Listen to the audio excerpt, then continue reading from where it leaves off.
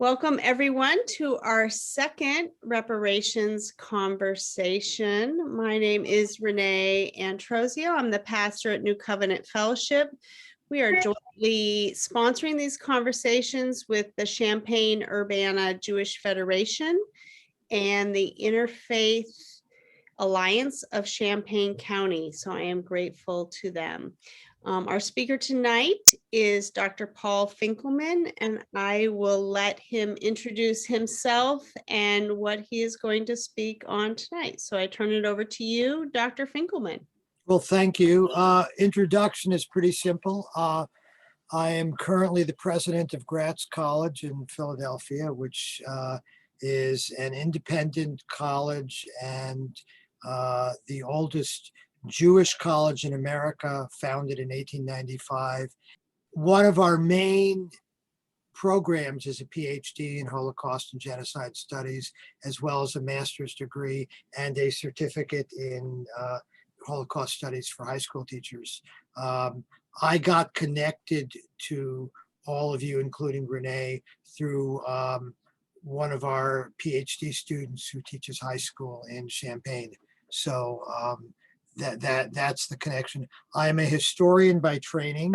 There are essentially three concepts that swirl around the world of reparations. Reparations, as I mentioned last time, comes from the word to repair. And the word to repair is the notion that something has been destroyed, ripped apart, harmed, and needs to be fixed. It needs to be repaired. A reparation is a process of repair. That reparation can be financial, but it is not always financial. When apartheid fell, the question is what happens next? Does the new Black majority government move against all of the policemen who murdered people, who committed atrocities, who tortured people? Do you start having mass trials? Do you start sending people to jail for crimes they committed as police officers, including murder? And if you do that, does that repair the country? And Nelson Mandela wisely concluded, working closely with Bishop Desmond Tutu, they concluded that trials and incarceration and jailings would not accomplish anything except to make things worse in South Africa. The trick was to convince the majority Black population, which was now politically empowered, to buy into this, but eventually they did. And instead of trials, there were Truth and Reconciliation Commissions, where police stepped up and admitted their crimes, where army officials stepped up and admitted their crimes. And they could be prosecuted for perjury if they lied about what they had done. But generally, the notion is that you repair through this process.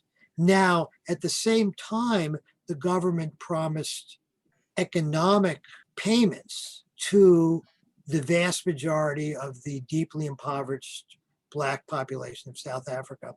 And for the most part, that's never happened. And the reason that's never happened is because the money isn't there.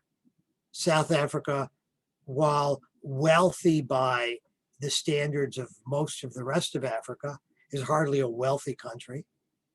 And when you start giving monetary compensations to 70% of the people in the country, or 50% or 40%, you can't do it. So there's this promise of money that has never been achieved. But to a great extent, the promise of a repair through conversation, through testimony, through commissions, has worked rather well. Other nations have done similar things. Chile has done some of this. Argentina has tried, but Argentina remains politically unstable. So it's difficult to know when Argentina will ever succeed in doing so. So that's the reparation. And the notion of the reparation is that it is, how do you go about repairing what we have inherited from the past? A different concept is the concept of compensation. Compensation is where you say, I have been harmed and I should be compensated for my harm. All of us understand this, right? How many of you have been in an auto accident? If you're in an auto accident, especially if you're not at fault, but even if you are, or if you're in a no-fault state, you seek compensation for your injury, right? And in the United States, we're very good at coming up with compensation schemes based on all kinds of economic analysis.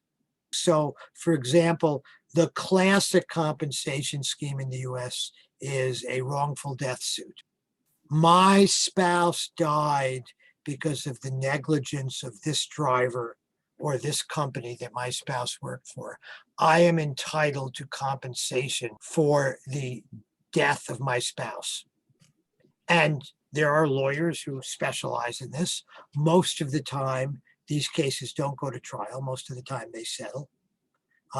The easy one is a plane crashes, right? 100 people die on the plane. The spouses or the children or the parents of the people who died on the plane line up to file suit against the airline manufacturer, the airline company, and anyone else who they think is responsible for the plane crash. What happens next is a settlement process. I should add, by the way, that I'm a historian, but I spent 20 years teaching in law schools. And so while I studied law as a postdoc, I'm not an attorney, but I certainly speak law and I read law and I understand all this, quite well. So what happens next is a compensation scheme was worked out. Now, sometimes the airline would say, we'll give you $1 million for the loss of your relative. And you sign away your rights to sue us further. And many people jump at getting the $1 million. On the other hand, if your relative was a heart surgeon who had an expectation of 25 years of medical practice ahead of her, you're going to want more than $1 million. Because a heart surgeon is going to make, $20 million or $10 million in the next 25 years. And so there are actually, again, economic analysis schemes, compensation schemes that work out. Now, we may all think that's weird, right? After all, how do you put a dollar value on any dead person? Well, there's the emotional value, which the courts can't deal with. And then there's the financial value, which we're reasonably good at. And there are economists who make a living out of explaining why person A gets so much and person B gets less and person C gets more. By the way, just so you know how weird this can get, I admonish all of you to watch the current compensation scheme involving brain injury in the NFL. How many of you have been hearing about this? Any of you? All right, so we got lots of NFL players who are suffering dementia. And to my utter amazement, and I want to read more about this just to make sure that what I've read is true, the NFL's position seems to have been that Black players suffered less from dementia because they were intellectually less advanced than white players, and so they should get lower compensation. When I heard that they were offering Black players lower compensation, my assumption immediately was, well, the reason they're doing this is because they're using actuarial tables. We know that Blacks in the United States have a shorter lifespan than whites. I mean, this is easily verified statistically, and I once did some work on this, and it's very weird because at every age, from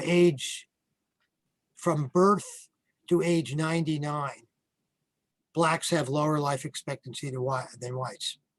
At age 100, Blacks have higher life expectancy than whites.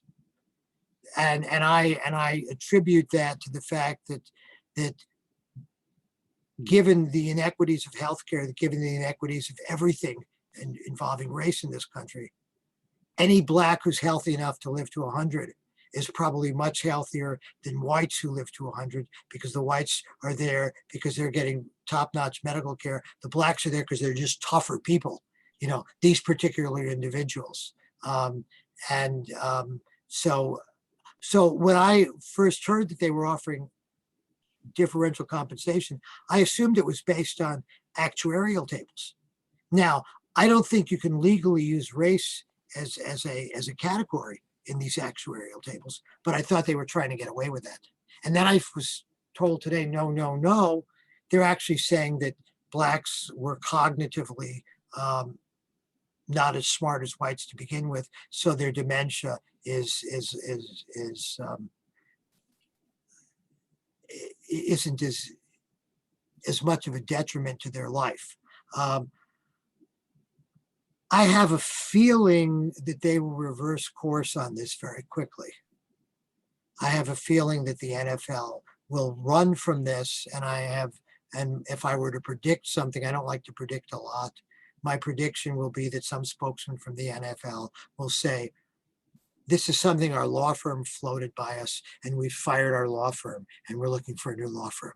That's the only way they can save face on this one. But my point here is that compensation is based on a measure of damages. And how do you compensate somebody for the damages that they have received? Mark, unmute yourself. This might be a tangent, but I've heard of something called allocution in court proceedings. Yes. And I was wondering what that relates to in terms of, reparations, let's say to the state or whatever, what is the role of allocution? Well, usually an allocution that I know of, again, I'm not an attorney, although I've been an expert witness in a number of cases, and my proudest moment as a scholar was when Ruth Bader Ginsburg actually quoted me in an opinion. That was like that's like hitting a grand slam home run in the 9th inning of the World Series. As far as I'm concerned, but usually an allocution is when somebody is pleading guilty in a courtroom, and the judge says, okay, you have pleaded guilty to X. Please tell us what you did. We're going to see Matt Gaetz's best buddy doing a lot of allocutions in a federal court, since he's now, pleading guilty to various crimes. And he's going to explain everything that he did wrong. That's usually, so I'm not sure if you're thinking that allocution is used in another way. But if you had a legal proceeding, and again, one of the things we have to understand is the difference between criminal and civil law issues. So if the plane goes down, the survivor is not asking for a prosecution of the airline. That would be a criminal event. If a plane goes down, the families of the survivors are asking for a civil remedy, that is money, because you were negligent in flying the plane into the ground instead of, flying it correctly. But if there were a criminal element to a compensation scheme, and somebody's, pleading guilty, for example, to use my NFL example, suppose we discover that in fact, the chief medical advisor to the NFL told the NFL commissioner 15 years ago, we're causing dementia in our players and we need to do something about it. And the commissioner laughed it off. And this is discovered. and the commissioner is now prosecuted for criminal negligence, and the commissioner pleads guilty, you might see the commissioner in court explaining, that he did all these bad things and he's really sorry. So anyway, so I've talked about reparation and compensation. The other issue is restitution. And restitution is where you actually return to people something that you owe them or something you took from them, something that belongs to them. Or you have a restitution where you owe them something because of something you did to them, like take their labor. The other kind of restitution, of course, is property restitution. So that we have constantly still ongoing claims against museums, mostly in Germany and Austria and a few other places, which continue to hold paintings stolen from Jews between 1933 and 1945. And there the restitution is simple. Give us back our painting. After World War II, there were some people who went back to their hometown. They survived the war and they discovered somebody else was living in their house. Return my house to me, it's my house. But of course, these become very problematic because sometimes it's 20 years after the house ended up with somebody else. So these are different values. Now, the reason I raise all this is because when we get into the discourse of reparation, I think particularly in the United States, there's a great fuzziness in what are we talking about. I was watching a CNN program, W. Kamau Bell, and he was interviewing somebody who's arguing for reparations. And she said, well, the United States owes Black people $32 trillion. Well, how did you come up with that number? Well, I've come up with that number by counting all of the slaves from the beginning, allocating a certain amount per hour for every hour they worked, accumulating all that money, and saying, okay, write us a check. That's not reparations. That's not repairing any. Whether it is even restitution the way anybody would understand it is very difficult to get at as well. So the other piece of this is that we have to understand, or we have to talk about, and the country has to talk about, the difference between something that's legal and something that's moral. In 1921, there was a race riot in Tulsa, Oklahoma, and a substantial portion of the Black community was burned to the ground. A number of African Americans were killed. How many is greatly disputed. When I lived in Tulsa, the people in the Black community talked about 500 people being killed. The official government death toll was something like 28 or 30. A lot of space in there. Everything I've been able to determine is that it's nothing close to 500, but it's a lot more than 30 people who were killed. But it's very easy for numbers to be thrown around without very much evidence.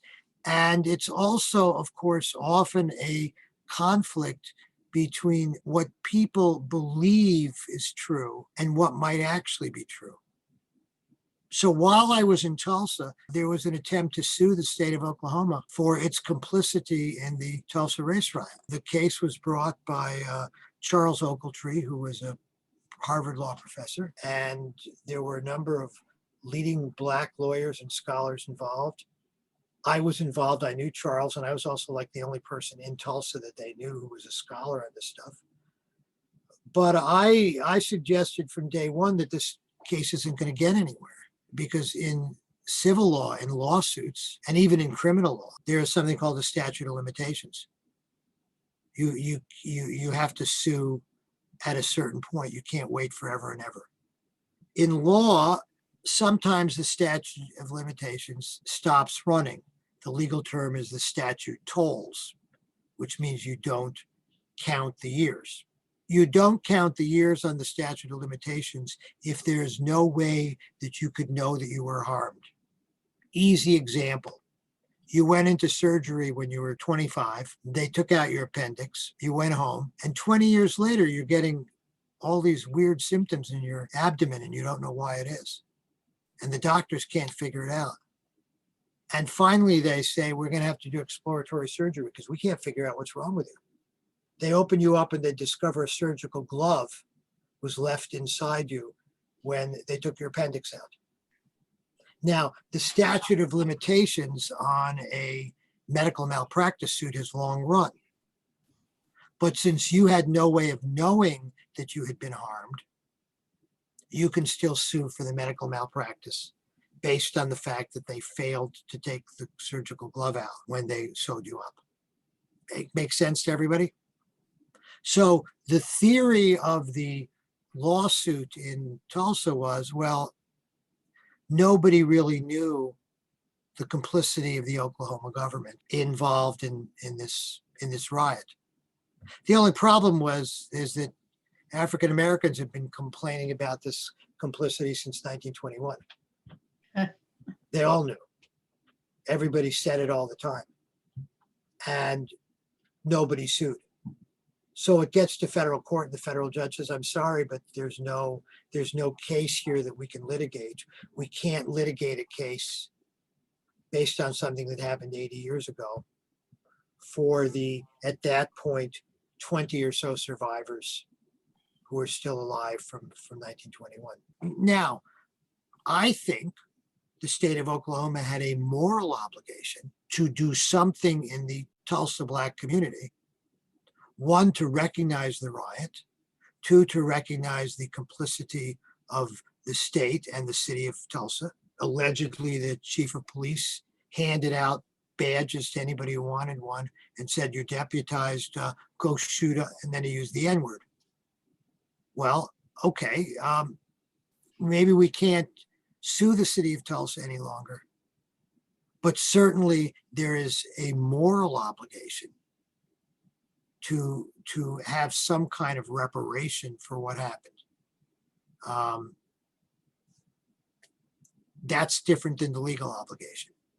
There is also the difference between what is right, that is, what's the right thing to do, the old movie Do the Right Thing, and what is owed, which is different than what is right. And again, these things become very, very complicated when we begin to talk about reparations. Any questions here? So the American Rescue Plan Act, I have read the 237 pages. More Because than it's- I have. There you go, because of things that are going on here in our community. And it just struck me as you were talking that they do not refer to anything that says any reference to historical inequities. They refer that when they're talking, because the act is supposed to address the economic and health impacts related to COVID. Right. With the focus on those communities that have been disproportionately affected. Right. Right. So as a result, I'm just thinking as you're talking, what they're saying is they're not addressing and saying, this is racism. This is because of the historical inequities that set people up for being disproportionately impacted. So they're trying to keep it in the present, right? In the sense that if they talked about it in terms of reparations, it wouldn't necessarily fly.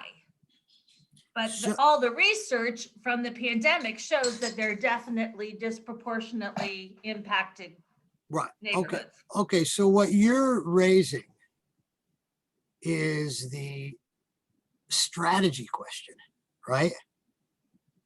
Right. And the strategy question is always, let's suppose for a minute that the 20 people on this call with me, that we are a committee trying to figure out how to repair the damage of slavery and the damage of segregation and the damage of both de jure segregation, that is legal segregation, and the damage of de facto segregation, the fact of segregation, which wasn't legally required. They're two very different kinds of segregation. And I want to talk about that either today or Renee, I still have one more lecture to give. So you can put that on your punch list of things I may have to catch up on next time. But let's suppose we were talking about, well, what do we do? So somebody raises her hand, maybe you, and you say, well, you've said reparation is about repair. And the first step to repair is truth and reconciliation, right? The first step to repair is to admit that there is something that needs to be repaired. Example, 1951, with the United States giving Germany, West Germany at least, full independent authority to run its own country, the first thing Germany does is to begin to admit that it did something fairly awful called the Holocaust, and to give money, direct payments to Israel and direct payments to survivors of the Holocaust. Germany does this on its own. Nobody forces Germany to do this. This is something people don't understand. The Nuremberg trials did not force reparations. The Nuremberg trials hanged people for war crimes and for crimes against humanity, sent people to prison for long periods of time. It did not say you must ship money. And of course, in 1945, 46, Germany had no money to ship. It was, a devastated place. But the Germans on their own said, okay, we need to own up to the fact that this is what we did. And by owning up to the fact, we're going to begin to do some compensation. By the way, the Germans they're much less interested in divesting themselves of art that sits in some of their museums. They're much less interested in owning up to the fact that they stole a lot of stuff, and that's their issue. But we might sit around and say, well, if we really want to get Congress to make things better, maybe the place to start is not with getting Congress to admit that we did wrong, that we were bad actors, but rather to get Congress to say, as President Biden has shrewdly said, I don't care how we got to where we are. I'm taking a snapshot of America today, and COVID has devastated some communities far more than other communities. And therefore, we got to fix that problem. Maybe after we fix the problem, we can then go back and say, how did we get to the problem? That's the practical solution, right? In my own state, we have a bridge that connects most of New York State to Westchester County and New York City. It used to be called the Tappan Zee Bridge until they rebuilt a brand new bridge, and now it's called the Mario Cuomo Bridge, named for the former governor and the father of the, at least as of today, still the current governor. And it has just come out that there are lots of bolts in the Mario Cuomo Bridge that are defective.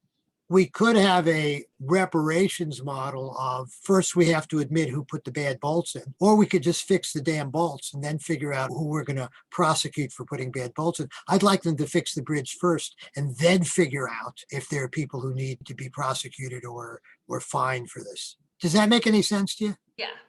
I actually was just stating what I figured out as you had talked earlier, that it was a strategy choice because they could potentially get more out of it. The fact is, with the lack of oversight, our county and our three major cities, we're getting $85 million, but without oversight, they're looking at building new fire stations. So that's a problem. Now, if building new fire stations will employ lots of people and make the city safe from fires, it is economic development. Again, that's why oftentimes when you have these kinds of very large expenditures, they have to be designated for certain things. So that as a college president, my college has received federal aid in the last year, and it's basically come in three different kinds of packages. So the first thing that came was the PPP, the Payroll Protection Plan. Basically what the Payroll Protection Plan said is we'll pay 90% of your salaries for the next 2 months, or maybe it was even 3 months, provided that you don't fire any of the people that we pay for the next 6 months. So, I looked at this and said, great, I've just saved 3 months of salaries or 2 months of salaries. And a college, salaries are the single biggest expenditure. And all I ended up having to do was to keep one unfortunate employee around for another 3 or 4 months. Unfortunately, because of COVID, there was nothing for this employee to do any longer. And I tried everything under the sun to find someplace else for the person to do. So that happens. So that's the payroll protection. It was very targeted money. A second pot of money was targeted to give to students who suffered because of COVID. And different colleges did this in different ways. Some schools simply took the total amount of money, divided it by the total amount of students, and sent everybody a check. Here's $1,200, $1,500, courtesy of the federal government. I know you're suffering from COVID. I hope this helps. We did it very differently because we're very, very small. So we actually asked every student to apply for COVID relief money. And much to my shock, most did not, but the ones that did really. And so we were able to give more money to individuals who were hurting. The third piece of money is for infrastructure and operations that are directly related to COVID. So for example, we were mostly online, which is why one of my PhD students lives in Champaign, but we had to vastly upgrade our ability to teach online. And as any of you know, computer infrastructure is not cheap. I had to hire 2 new people to expand this computer operations. All this could come out of money. So I guess with your fire department, you have to see how the money's earmarked. During the Great Depression, the Roosevelt administration developed a whole series of programs. One of them was called the Works Projects Administration. And the Works Project Administration basically said to communities, come up with projects that you want to do, and we'll pay people to do them. There were things like cataloging books that had been sitting around the library. There was also a Public Works Administration, which built post offices all over the country. It's not that you needed a new post office, but building the new post office put a lot of people to work. And that was the idea of putting people to work. So all of this goes into, a reparation. One could make the argument that if there is a giant infusion of not only money, but healthcare availability in minority communities, that this is a reparation, even though it is not called a reparation. On the other hand, there will be people who will say you must call it a reparation because the issue is to acknowledge the pain and suffering. To give you 2 quick examples before I go into American slavery, during World War II, Japan recruited, arrested, seized, coerced thousands of women to essentially be sex workers for the Japanese army. They were called comfort women. Initially, Japan denied any of this took place. Ultimately, Japan and Korea worked out a deal where essentially on the first round, every survivor got the equivalent of $200. Every person who was injured by the Japanese got $2,000, and there was up to $1,650 in compensation for people who were killed by the Japanese. In 2008, there was another settlement which consisted of a lump sum followed by monthly stipends. The amount of money that Japan has given Korea is pathetically small. And Japan being one of the great economies of the world, they could have done much more. But the hard part here was getting to Japan to admit that this took place at all. And it still really doesn't want to admit that it took place. And recently there was some American scholar who said, oh, no, these people weren't forced to do this. They were prostitutes and they were simply earning a living being prostitutes. So that's an example of where there has not been a reparation because there has been no admission of something that needs to be repaired, but rather it seems like a really weak and lame compensation. Recently, a dozen Korean women won a settlement of $91,000 from the Japanese government, which the Japanese government doesn't want to pay, not because it can't afford 91,000 times 12, but because if it pays it, then it's acquiescing to the fact that there was something to be guilty of. Okay. Yes. So the question that you and I have discussed several times that I'd like to ask here is, I think everyone on this call believes and understands that reparations were owed after slavery that did not get paid to slaves who were freed, and they were not given the means to start new lives. Instead, in some cases, obviously the slaveholders were compensated for their loss of property. So that moment in history where there were living slaves who could have prosecuted or pursued legal means, that moment has been tragically and terribly missed. Right. Those reparations and compensation were not paid. And the weight of that as a society, we carry because we did not do what Yeah. needed to be done. And so it is not a legal solution because there are no longer any living slaves, but we have a moral weight, and our society is in disrepair, tragically. And what are we to do? It is not what we are obligated to do. It is what we need to do. How do we repair the society? That moment has passed, but none of us were alive. We need to do something now to admit both guilt and to start to work on repair. That's Okay. Yeah, and so let me start with one of the things you said is that slave owners were compensated. And the only slave owners who were compensated were the very small number in Washington, D.C. right. Because, and their slaves were freed during the war, and they were compensated because slaves were considered property, and the government was taking property and had to give compensation to the owner for taking their property away from them. No other slave owner. So there are essentially 4 million slaves when the Civil War begins, with the exception of a couple of thousand in Washington, D.C. Nobody's getting compensation. So that at least it's important for us to understand what happened and what didn't happen. And in fact, the Constitution, 14th Amendment specifically says nobody can ever make a claim for the loss of their slave. You're not getting anything from your state or the national government. So you can't get the South Carolina government to compensate you either. The slaves were freed. There was some, and again, I don't know whether you call it compensation or reparation or simply social service, but there was, in the immediate aftermath of the war, the Army feeds lots of people. There are schools set up all over the South. African Americans do get some rudimentary education. Something called the Freedmen's Bureau sets up schools. There are colleges set up, again, literally all over the South, to train Black teachers. And if I stopped this lecture in 1876, we would see a remarkable picture of making lots of progress. Remember, this is a time when there's no concept of public welfare, when there's no concept of any government intervention in the economy to help people, to help individuals.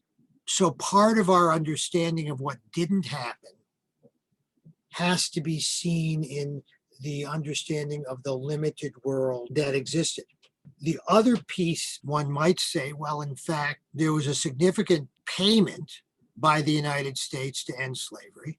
It was in dollars in those days, many billions of dollars, and it was 360,000 US soldiers who got killed. And so some people would have argued in 1865, look at all we have done to end slavery.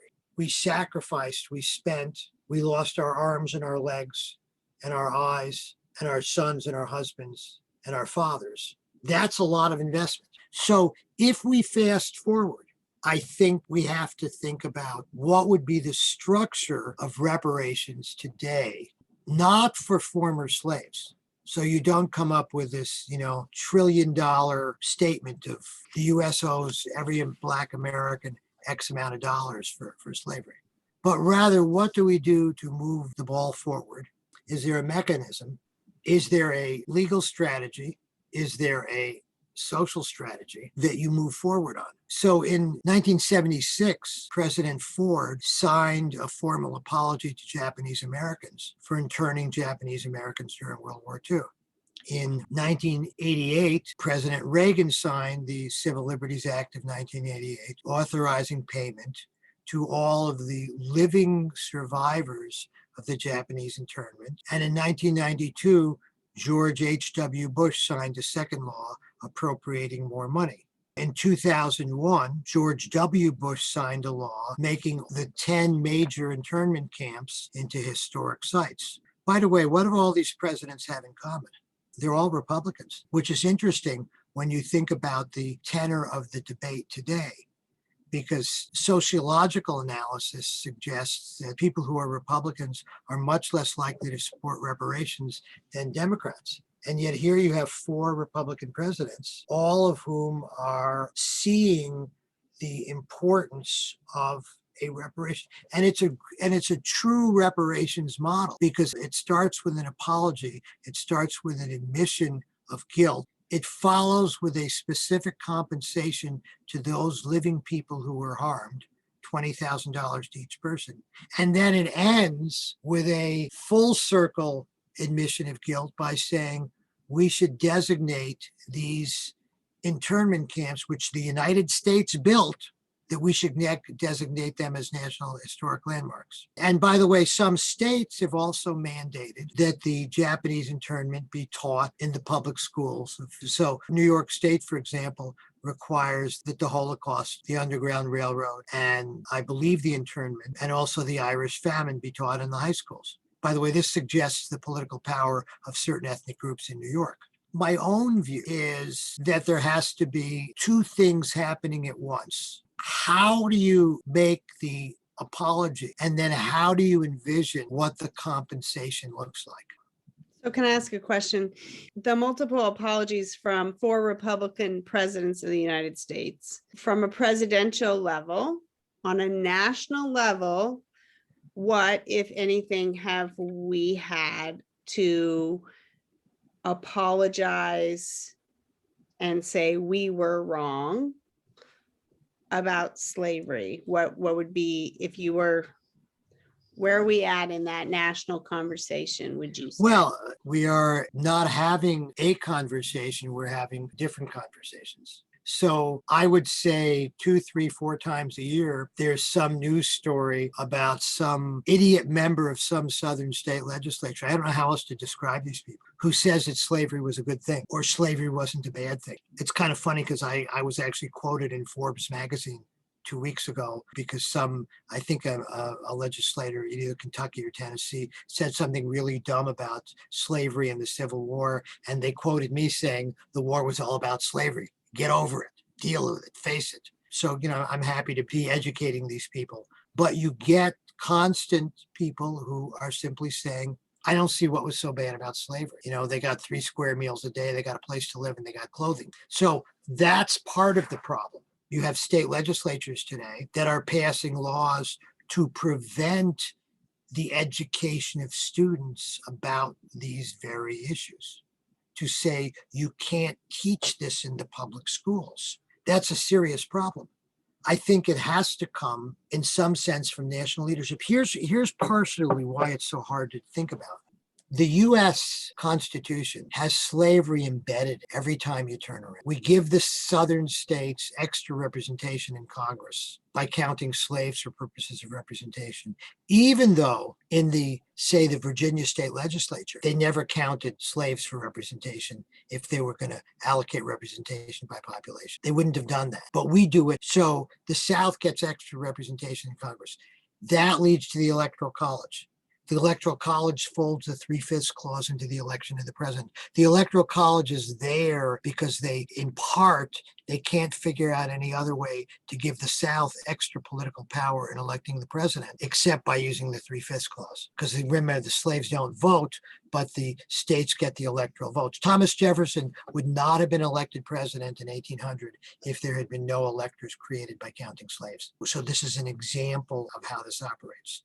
The Fugitive Slave Clause allows Southerners to go after their runaway slaves. There are no taxes on exports. Why are there no taxes on exports? Because the southern states say our main economy is based on exporting tobacco and rice. Those are the 2 big products in 1787. Cotton isn't a big product yet. We don't want you to tax exports because that means you'll be indirectly taxing slavery. So it's one thing after another after another. So for us to begin as a country with the healing process, we have to come to terms with the fact that the Constitution is a pro-slavery document. It's a slaveholder's constitution. We have to come to terms with the fact that between the election of George Washington and the election of Ulysses Grant, with 5 exceptions, every single president was involved in owning slaves. Lincoln, Pierce, Fillmore, and the 2 Adamses are the only people who aren't involved in owning slaves. And that means that Van Buren and Buchanan, who are Northerners, and William Henry Harrison, who is the senator from Ohio, all either personally owned slaves at some point in their life or came from slaveholding families. If we did a listing of all the years that the Speaker of the House of Representatives is a slave owner versus a non-slave owner, they control the House, they control the Senate, they control the Army, they control the cabinets. A majority of the Supreme Court are slave owners for all but 5 years between 1800 and 1861. It is a slaveholders republic. It's a slaveholders country. And I'm a historian. I'm not a member of the clergy. I can't convert people. And I'm not a politician. But I don't see a easy political way in the current atmosphere of having a discussion that leads to a president saying, we need an apology for this. We need to come to terms with this. I think that's a good segue, partly because we're running out of time, but also because I think our next session is to start to talk about the cities who have decided we're not going to wait for Yeah. our president to do this, or we're not going to wait for Congress to do this because it's not going to happen. Asheville, North Carolina, Evanston, Illinois have said, we are going to recognize and state what we have done wrong, and we are going to go about reparations. And I think as a faith community, especially in Champaign-Urbana, I think you have pointed out the difficulties of waiting for our national leadership to lead in this area. And so we are not going to necessarily wait for that because we feel the weight of an unrepaired society. So next time, we're going to talk a little bit about what, if that leadership is not happening on the national level, what is happening on a municipal level of cities that are saying we need to do something about the wrongs that we have done, and we need to start making reparations. Thank you, Pastor Renee. And that's why you're a pastor, because you can summarize this in ways that I'm not. I want to leave you, though, with one thought of hope, okay? One of my heroes is a guy named William Lloyd Garrison. Garrison is the founder of the American Anti-Slavery Society in 1831. He is the founder of the newspaper, The Liberator, in 1831, which is the first truly abolitionist paper in the country. It's the first time that somebody publicly says, we have to end slavery now. Now, he then kind of hedges and he says, we can't end it tomorrow. What he ends up saying is what we have to do is to have immediate emancipation gradually achieved, because he realizes it takes time. Garrison publishes his newspaper from 1831 until the passage of the 13th Amendment and its ratification in 1865. He spends 34 years working on this project. And really, for the first 29 of them, he has no hope that it's ever going to succeed. And then the Civil War comes and everything changes. I'm not suggesting we're going to have a civil war. But what I am suggesting is that if you're really interested in seeing social change, you got to have people like Garrison in your brain to know that you just don't quit and you keep at it. If you want a more modern example, when a very young minister, a young kid, a baby, Reverend Martin Luther King, takes over the Montgomery bus boycott, I'm sure that if you told him in less than 2 years, bus segregation will be illegal everywhere in the country, and in 8 years, all legal segregation will be illegal, he would have thought you were smoking something. Or just a crazy person. And you went from the Brown decision in 54, the Montgomery boycott in 56, and the 64 Civil Rights Act. So change sometimes happens without anybody expecting it to happen. How many of you expected the Soviet Union to just collapse one day? I certainly didn't. And it did. So one way of thinking about it is a group of people like this, a collection of people like this, a pastor like Renee, we simply have to be prepared for when it happens. faith communities do this all the time, right? They tell you to get prepared to go to heaven. Although, one of my favorite songs says, is everybody wants to go to heaven, but nobody wants to go now. We have to be prepared, and we have to lay the groundwork. You just lay the groundwork and lay it, and then suddenly the groundwork opens up, and there it is. All right. Thank you, Dr. Finkelman. Our next conversation is on June 6th, and I do encourage you all to check out what other cities are doing, both in terms of the statements they've put out and then how they were and perhaps have not been able to follow through financially with the reparations. I think those are instructive examples for us, and I look forward to discussing them with you June 6th. And if I can have one more word, if Yep. any of you would like information on like how the Constitution protects slavery, my email address is paul.finkelman@yahoo.com. Yes, and I will testify that he is happy to send you articles. I will overwhelm you. I will, but if you're an insomniac, this might help. That's right. Thank you all. Everybody be safe. Good night, Thank everyone. you. See you soon. Bye.